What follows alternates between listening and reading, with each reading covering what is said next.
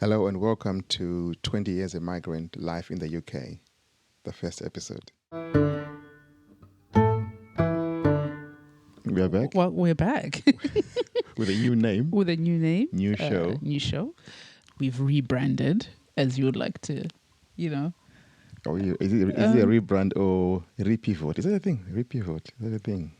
Just pivot. Pivot. Okay. Yeah. Pivot. Pivot. But yeah, we've pivoted. We're no longer talking about African News. Yeah, I think that was a bit of a hassle, the previous show, so that with Chips.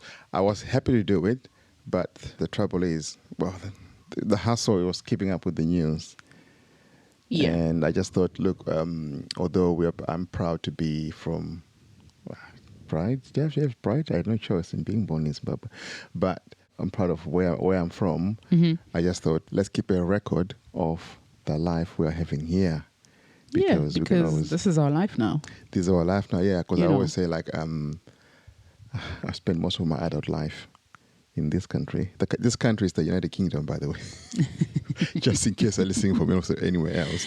Yeah. So what's your name, by the way? My name is NyariClaire. I am Lawrence. I call myself LawrieBlaz. I want to say some call me LawrieBlaz. Yeah, but some who know me as LawrieBlaz from Twitter. So in this new show, what we are doing is talking about life in the UK because I've spent 20 years in this country and... I spent 20 years in this country. I reached 20 years last year. Yeah. So, yeah. 20 years in 2023, September. Yeah. Mine was 2022. So initially, I think I was a bit slack. We were supposed to do this much sooner than we are doing it now. But anyway, we are doing it now. That's what matters. So we'll be talking about, life in the UK. Yeah. Just our experiences of things like money, food, language. Yeah, just random topics that just really caught us off guard or that we found funny. British slang. All that kind of stuff. So it's just literally our experiences. Yeah.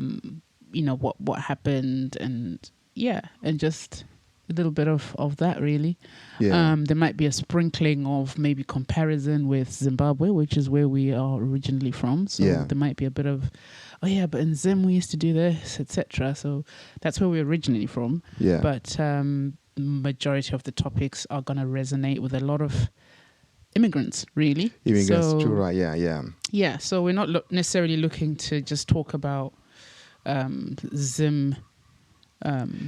So I think experiences, but our experiences are going to encompass a lot of people, who have moved to the UK, particularly 20 years ago. 20 years ago, yeah. So in the future, we are going to, occasionally, we're going to have guests.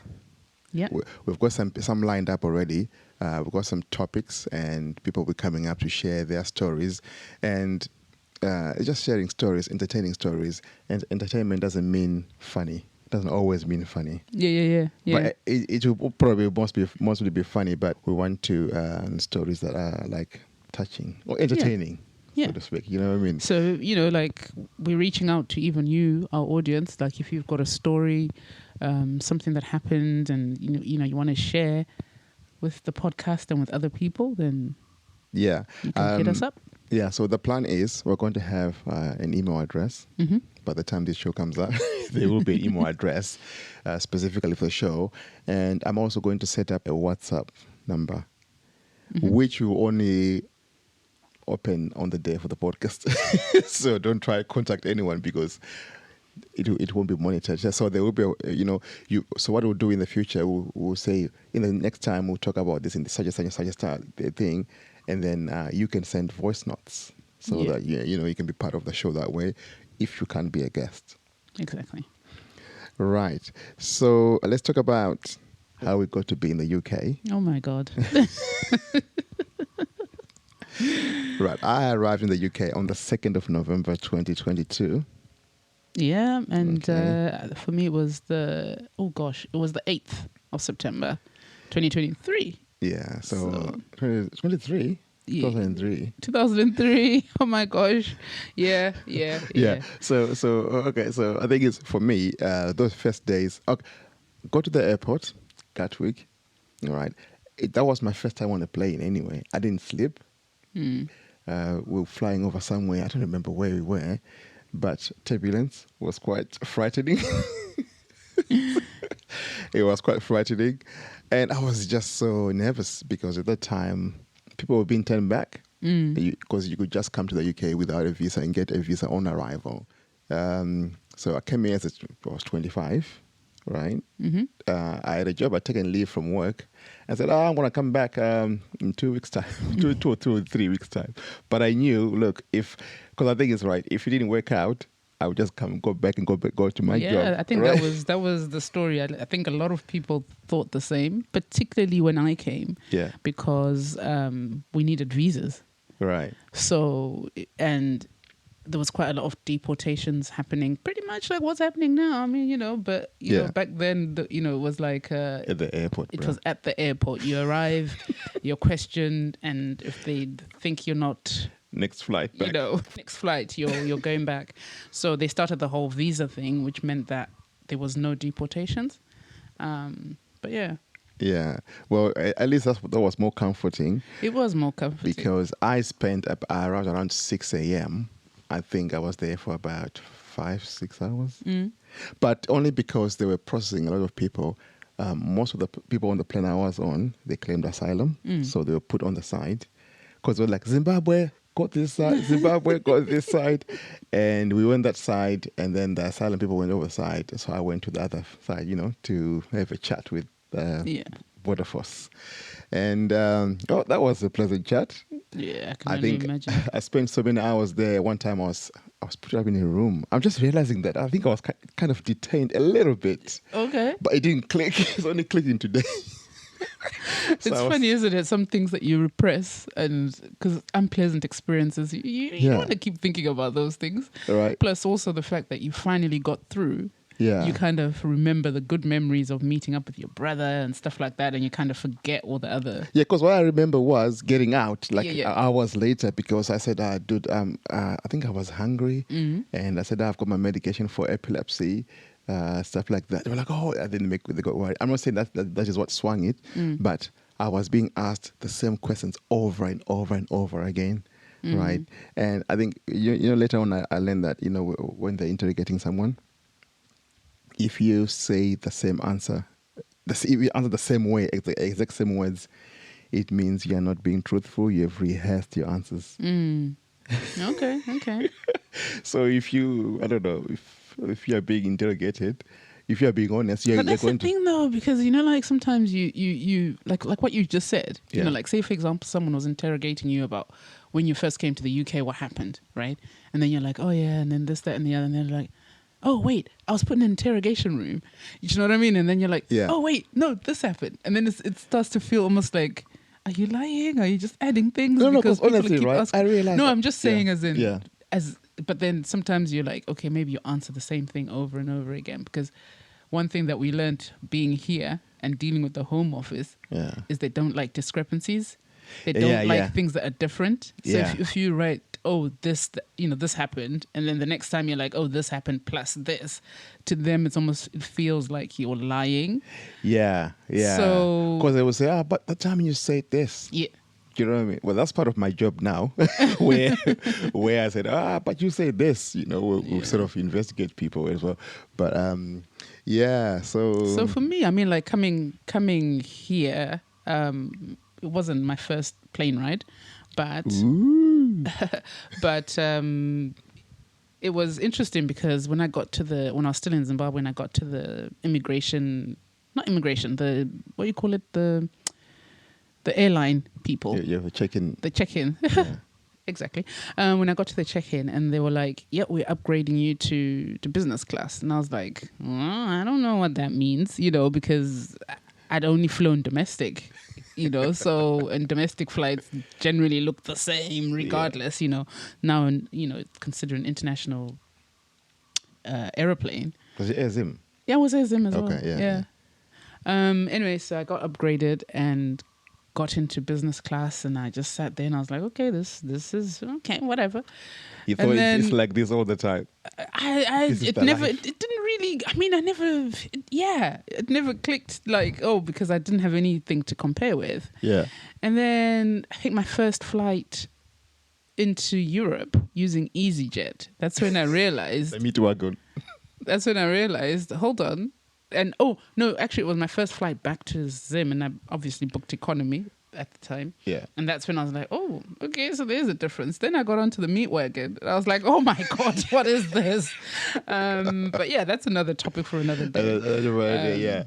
Okay. But yeah, like I said, I had a visa, so for me, gaining entry was straightforward. Quite really, they just asked, like, how long are you here for? Yeah. I'm here to visit. Blah blah blah. All right. So for me, back to the airport.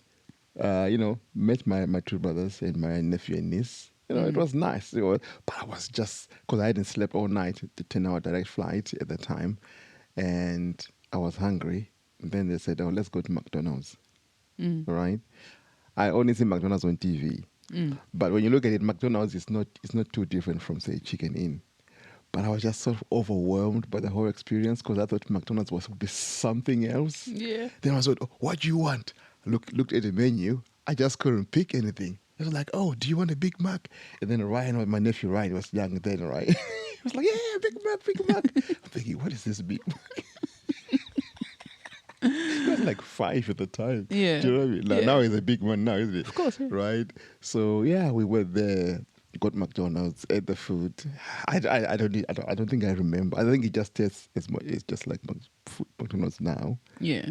And then the drive from the airport, from Gatwick, because you get on the motorways, there's busy roads. It was M23, M25, M3. Now, I know that now. But now Robert is confusing me. He's describing, so we go on the M25, and then I'm like, I don't know what you're talking about.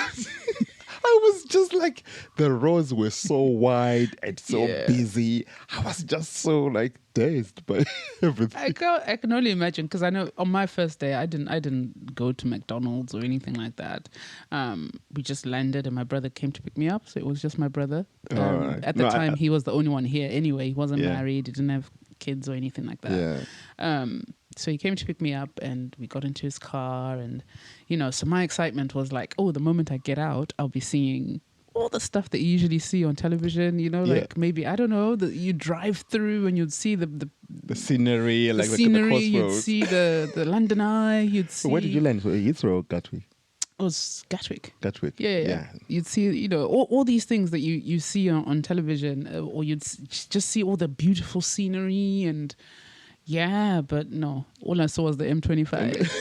And I kept trying to look over, and because I don't know the way the M25 most motorways anyway are built, you can't see houses, you can't see you just like, and I was like, what all I could see was signs, and I was like, oh, but the experience, and it was dark, and not dark, it was a gloomy day in September. You were lucky. I came in November, so it's like... so it was even duller. So that was sort of my first experience of. And the funny thing is, I remember sitting in the car, right, on the M25. I know you're saying, your brother confused you with the roads and things, but what my brother did, Tawanda, so he, we were driving, obviously going in one direction, and he was like, "Can you see that car that's coming this way? The number plate is yellow." So I was like, "Oh, okay," and then if a car passed us, he'd be like, "I bet you the number plate is white." and then the car would pass, and I'd be like, "How does he know? Like, what's the thing that's telling him that this car the number plate is white and that car the number plate is yellow?" But then it only clicked, like, after a while, that all the cars in England, the front number plate is yellow and the back number plate is white. Is the back yellow? Or is it the other way right? Is it the other way around? It's the other way around, but one or the other. So he was like, all the oncoming cars would be like, that one's it's yellow, and then it comes out and it's yellow. And then the one that would pass us would be like, I bet you the car behind us that's passing us is white. And it would pass it like, how does he know this? Oh, man, Oh, I man. know. He got you. He got But I me think good. at that time, right? You don't know anything. Of course, I didn't know anything. Don't know anything. But I was like just amazed. I was like, how does he know this? You know? Because when you got to my brother's place now in Farnborough, you're like, oh, Uncle Laurie is here. You know, it's nice. It's not. I was just too tired anyway. Uncle Laurie is here. Uncle Laurie is here. I think your first day was just obviously it's a bit of a preview. Yeah. But compared to mine, geez, you had anyway. Carry on. And then what do you you know those big TVs with those big backs? Yeah. I think you're like, oh, this flat screen TV. You're like, oh, this TV looks huge. And when I look at it now, it's not huge anymore compared to how big the TVs are now. But at that time, I'm like, oh, so Laurie likes he likes R&B and rap. Okay, put MTV bass on. Oh my God, I was so amazed. I was so amazed by the number of music videos. You know, the kind of things that we used to wait on the weekend to listen to. Just music box. Sounds of Music. Sounds of Music. It was Sounds on Saturday. Way back. Movie. Sounds on Saturday. Sorry. No, then it was Coca-Cola Music Box. Yeah. Right. Now I could see all this music with all these black people. And then at that time, I think 50 Cent has just come about. I'm thinking, who is this guy called 50 Cent with this in the club? You're like, this song, I didn't like it. Even now, it's. You know, but that's all I could see. Do you know what I mean? It was just like, oh, I was so amazed. And I didn't care that it was repeating. I didn't notice it was repeating because I'm like, oh, I'm seeing it again. But isn't it funny that when we first came, that's what every single household used to play? MTV Bass, right? MTV Bass was on all the time. And we didn't mind. We didn't, yeah. You know, we didn't mind. It's not like we're like, oh, show us something else. Because it's like, how would you watch EastEnders when you don't even know what's happening, or you know what I mean, or trying to get into it? It's only now, like 20 years later, that we're like, and you know okay, what? maybe there's this TV show that we like, and okay. No, you know what? I think it's because you're all seeing black people as well. A lot of black stuff. Yeah, but this was the TV, what do you call it? The music videos. Yeah, music. You know, because in Zim we'd heard the songs. We had tapes that would record stuff, and you know, or CDs. You know, if you were that way inclined, and but this time around was like videos. Yeah, because we went. Zimbabwe had this thing. Was it before? This was before we left, isn't it? Where they started saying 30%. I was. That's when around that time. That's when I left. That's yeah. I think it was a year or two late. I don't remember. Yeah, but I know. I'm aware of that. But we just had that one show on a Saturday that would show us the top music sounds, of which obviously you'd have your Whitney Houstons. You'd have sometimes you'd have, what's his name? Rick Astley was on there. You know, all these. But you had Jaru, though. Did we have Jaru? I'm real. I can't remember. No, I lied. You know why? Because that I had it on my. It was more generic. So you'd have like Lionel Richie and. Yeah, it was quite generic that you get rock music, you get. And then sometimes you watch, you're hoping for some, can you play me some hip hop or something? Then nothing. You know, you'd have Bon Jovi. Exactly. That's where I was going. You'd have like the Bon Jovis, and this was, you know, the one TV show that you'd have. And then on radio, it wasn't too bad. Radio would play the sounds. Yeah, but then we had CDs and cassettes at that time, so you could play your own. You didn't have to endure. Because some of those so now coming here, like you're saying, on that first day, it's like I am watching the actual music videos, you know, and stuff like that. Man, so that was amazing, bro. That was yeah. But for me, my first day, like I said, my first day was quite wild because that evening we went to a wedding. Was it a wedding? An after party for a wedding, right? So we went to this place. It was such a tiny house, right? I don't remember where we went. And then I did know these people, right? but remember how house parties were a thing as well back then? Yeah. It was a thing. It was a thing, house parties, right? Yeah. So we went there, and then the groom and his best man had a fight. I'm thinking, what is going on in the year?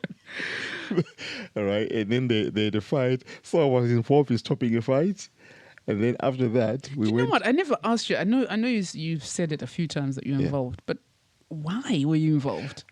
Like, No, because I was there. Were your brothers not there? Like, He why? was there. You know, he was because it involved us in like stopping the fight. Because I was holding someone else, and then he was holding on the side, holding the group. I was holding the thing. What about the other people who were there for the party? Well, I think it just happened where we were. Oh, okay. Just near where we were, right? And the issue was the groom said, "Oh, yeah, you're eyeing my wife." I was talking to Robert then, but then he didn't remember the thing. He didn't remember that incident. But I clearly remember it. I'm like, what is going on? Right. So the guy's best man, The best man of the groom is the one that was eyeing. Yeah, Or supposedly. Yeah, so I was supposedly eyeing the what do you call it? The bride. It's like, oh, why are you looking at my wife? You're looking at my bed. Yeah, it's the people say now. So was this a Zim wedding then, or it was Zimbabwean people, and then after that we went to a club. Oh wow! Okay, I went to a club. Got home around 2-3 a.m. because clubs used to close at 2, right? In that late. area. No, in that area where we we were. So and then I got to sleep then around 3. Let's say it's around 3. Woke up around 2 p.m. and then 3, 4 it was dark again. Because the previous day, because I got to my brother's around 1, 2, right? And then 3, 4 it was dark. So I saw 2 days of sunlight on the first day I arrived here. The next day I saw 2 days of sunlight.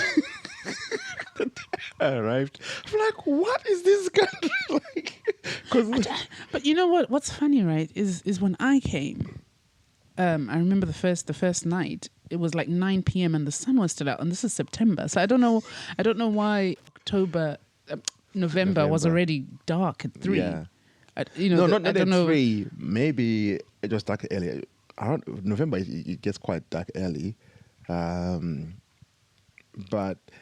It wasn't 4 p.m. It wasn't like December early or January early, but I think it was close enough. Maybe before 5 p.m. Let's just say, and it was dark again. Yeah. So it's like super dark, not just like it's getting dark. Time, So yeah, I think those first days were a bit funny, man. Yeah.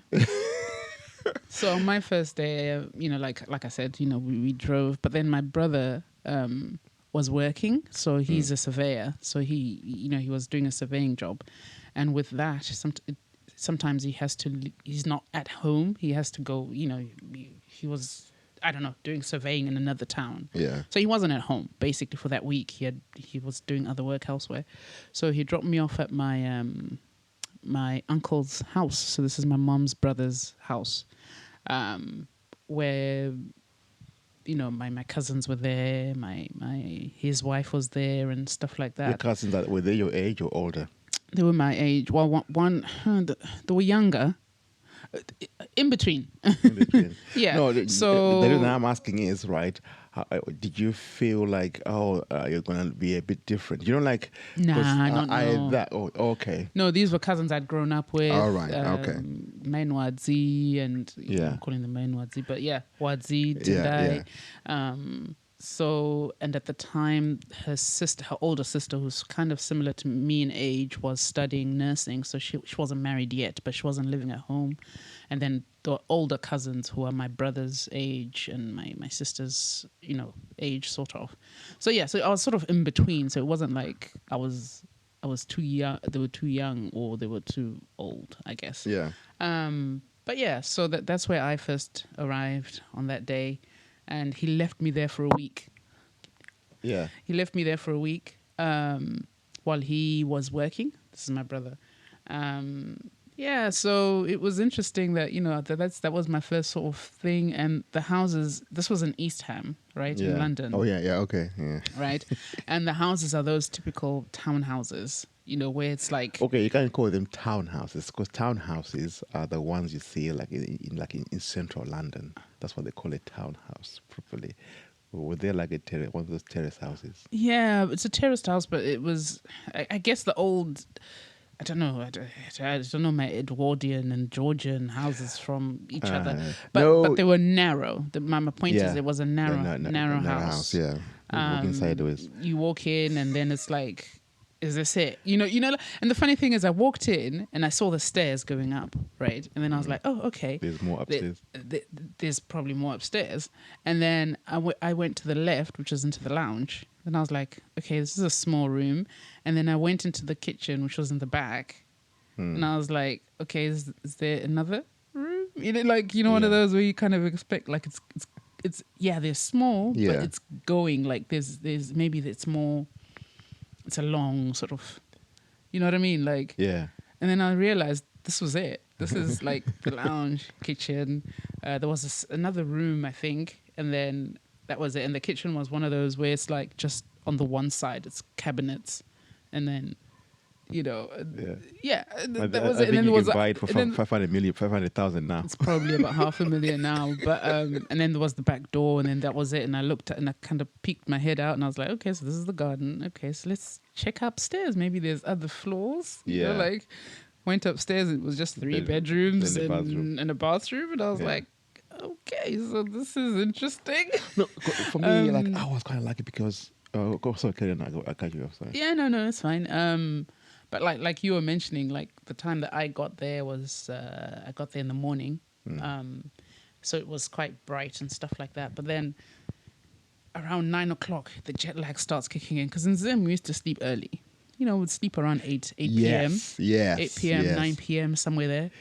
And then obviously I've got this jet lag because times they moved September, October. No, they were moving in October, but still I was an hour ahead in terms of my time zones, and I was just tired from traveling and stuff. And I was thinking, okay, I need to sleep. This was around like 8:30, 9 now.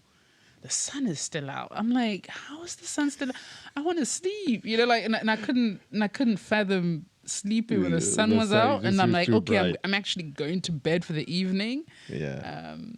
So but I think it's for me, like my brother, they were in a nice house, man. Really, really, really nice. It was in Farnborough, because there's more space, right, compared to say London. But I wouldn't say when you compare the houses with Zim houses that it was spacious.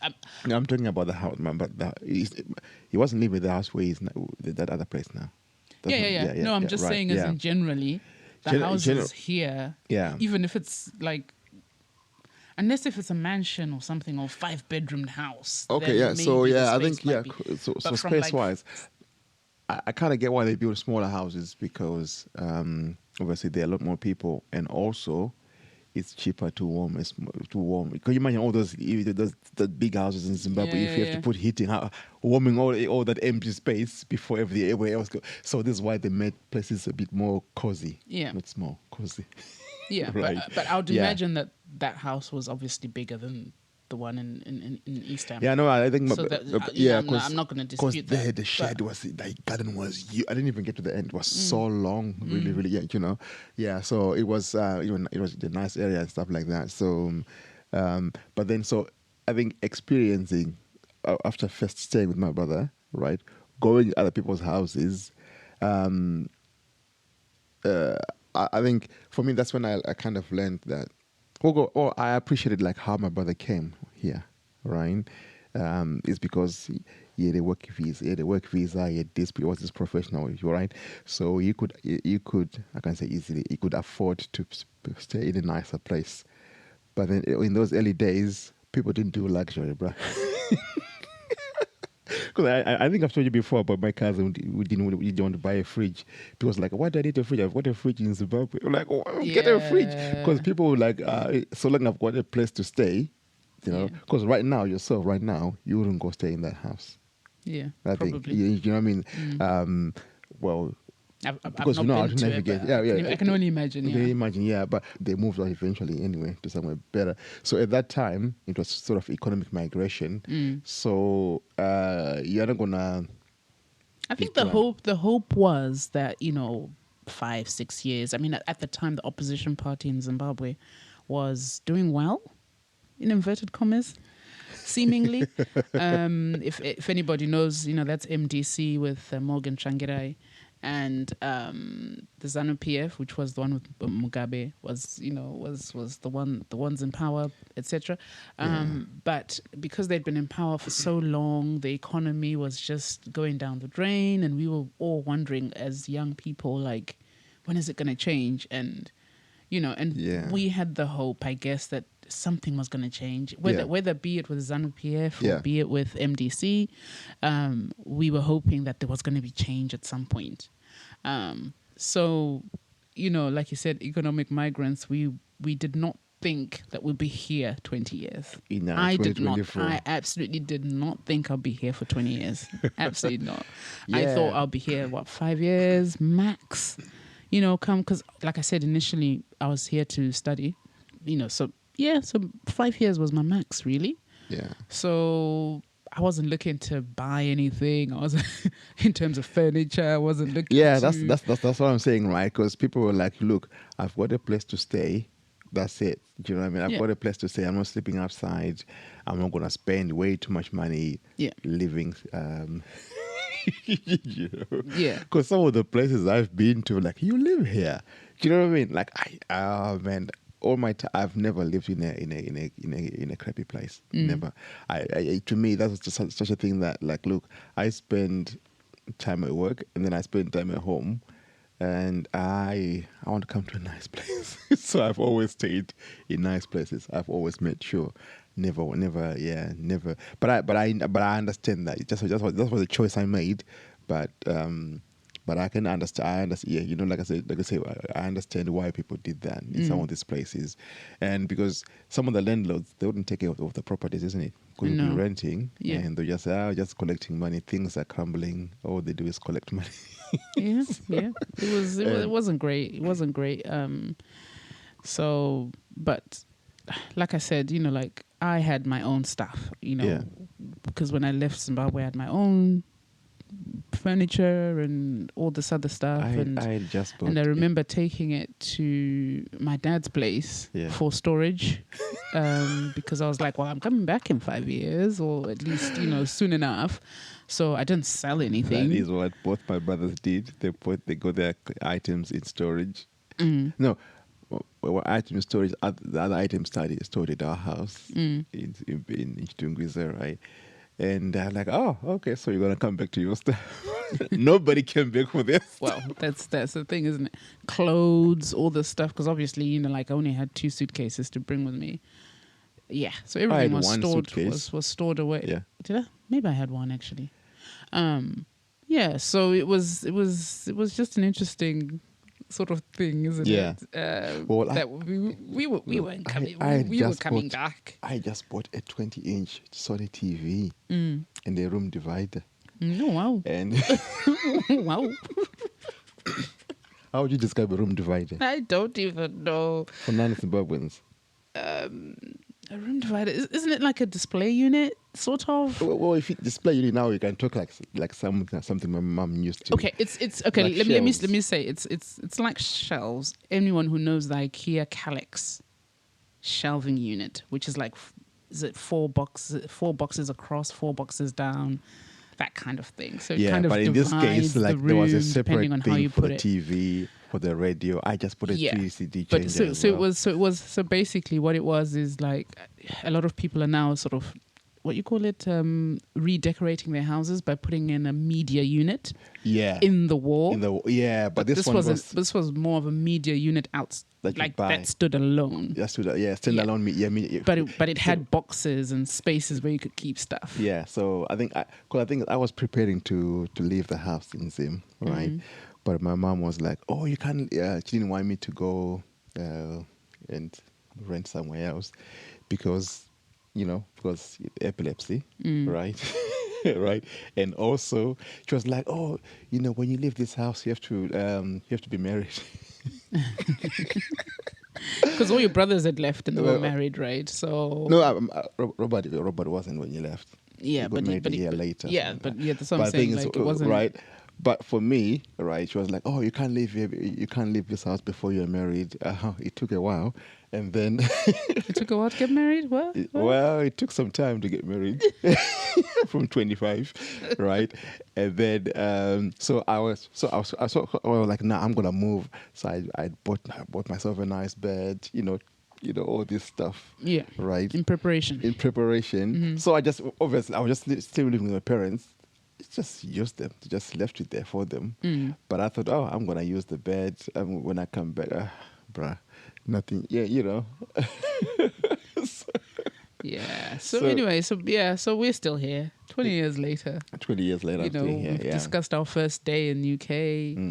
Obviously, there's sprinkling of other things that happened or our ideas and stuff like that. But that's how the conversation is. You can't talk about one day in isolation. Yeah, I think there's some things I was going to mention. Go into the past, go into the future. And, but yeah, we're here. Yeah. We're married. Well, yeah, I wasn't 25 then.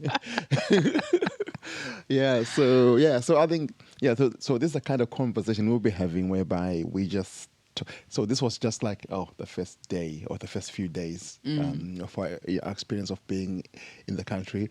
So in the future, there will be topics, so that nothing is random. Oh wait, this wasn't random, but there'll be topics. We might even revisit certain topics as well, depending on people's stories. So if somebody says, "My first day was beats Laurie's first day," I've got a story to tell you. Then hey, we happy to talk about first days again. Talk about or you can you'll be checking the description, but there will be a phone number, so you can send a voice note. So anyway. That's okay for the first day. Yeah, I think that's enough. Not too long. Not too short, but just enough to get an idea. Obviously, our intro was a little bit long, so but yeah. Yeah, because I think so. Yeah, because of the way we said it, just were to introduce ourselves, reintroduce ourselves, and what we are about, and what this show is about.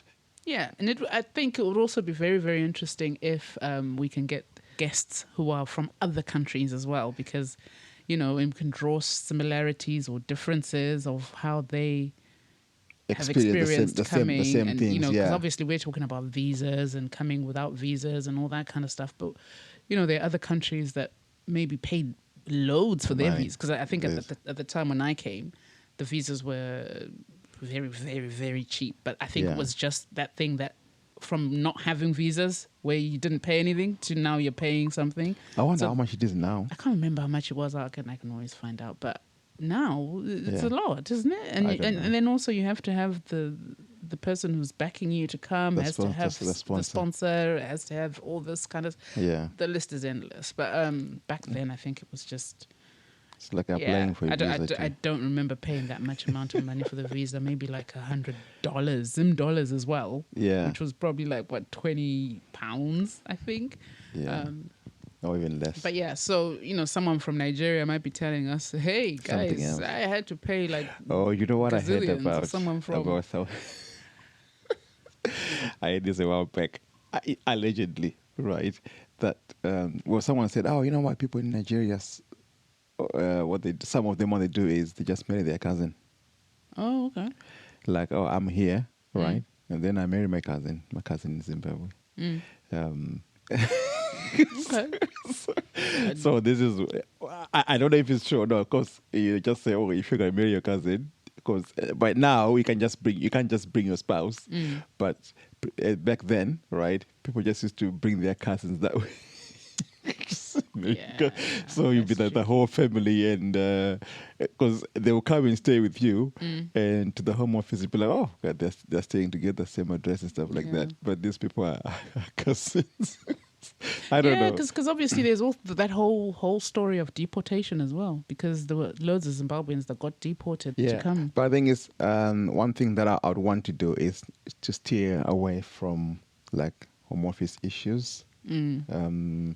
Like we might just touch about here and there, but we don't want because there's more to our lives than dealing with the home office. Imagine the home office sitting there saying, okay. Tell us more. Tell us more. Yeah, but I think it's just what's just that person's name, this guest of yours? Yeah, so I think, so Wella Breverman, she would relish in this, but obviously so, she's gone, but But it's more to do with there's a richness to our lives. Our stories are more than dealing with the home office. Yeah. People have studied, people have done a lot of things. They're musicians, they're doctors, they're teachers, they're drivers. People have there's so many things that we do, and it's not all about immigration issues. Of course. Yeah. So I think it's like this thing where, why I avoid watching watching things like Top Boy. I'm thinking, look, all these gang stories are okay, great, but there are teachers in our lives. Just need normal lives. Black people just need normal lives. We want to fall in love, we want to, do well in their lives. Tell those stories. So these are kind of stories we'll talk about. Obviously, as migrants, there's going to be a bit of that. Like, but there's going to be a bit of overlap, but the focus is not. Is not about home office or, Okay. But, yeah. So thank you for listening. Yeah, thank you for listening, guys. We're back. Yeah, 2024. Tell others. Hopefully we'll be... How often are we doing this? I didn't mention it, isn't it? No. We're putting out an episode twice a month. Okay. We do like every fortnight. Let's say every fortnight. Okay, so at most twice, at least once. No. We'll be doing every fortnight. Okay. Something will be out every fortnight. So unless we take a break. Because it's not or even if you take a break, right? Because it's not news. It won't be topical. Yeah. So we can pre-record shows. Okay. And then just schedule them to say, we'll talk about this. Okie doke. Alrighty. That's so British. Okie doke. I'm sorry. See you later, mate. Bye. All right. Bye-bye.